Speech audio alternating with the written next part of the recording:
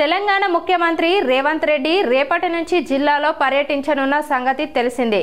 అయితే సర్పంచ్ ఎన్నికల నోటిఫికేషన్ కొనసాగుతున్న క్రమంలో సీఎం జిల్లాల పర్యటనపై జాగృతి అధ్యక్షురాలు కవిత తీవ్ర అభ్యంతరం వ్యక్తం చేశారు. జాగృతి అధ్యక్షురాలు కవిత ఎక్స్ వేదికగా ట్వీట్ చేశారు. ముఖ్యమంత్రి చేపడుతున్న అభివృద్ధి కార్యక్రమాల శంకుస్థాపన పర్యటనలు ఎన్నికల ప్రచారమేనని, ఇందుకోసం ప్రభుత్వ నిధులను దుర్వినియోగం చేస్తున్నారని జాగృతి అధ్యక్షురాలు కవిత తన ట్వీట్లో ఆరోపించారు. ఎన్నికలు గ్రామాల్లో జరగనున్న క్రమంలో సీఎం రేవంత్ రెడ్డి ఆ జిల్లా కేంద్రాలకు వెళ్లి అభివృద్ధి కార్యక్రమాలకు శంకుస్థాపనలు చేయడాన్ని కవిత తీవ్రంగా తప్పుపట్టారు. ప్రభుత్వ సొమ్ముతో ప్రచారమా అని ప్రశ్నిస్తూ ఆమె ఎక్స్ వేదికగా మండిపడ్డారు.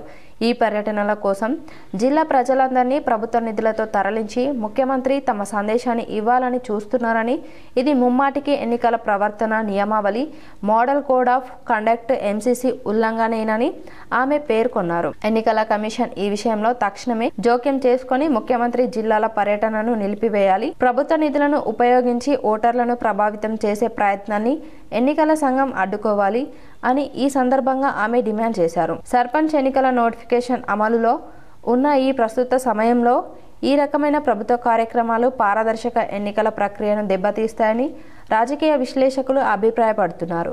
దీనిపై అధికార పక్షం ఎలా స్పందిస్తుందో వేచి చూడాలి.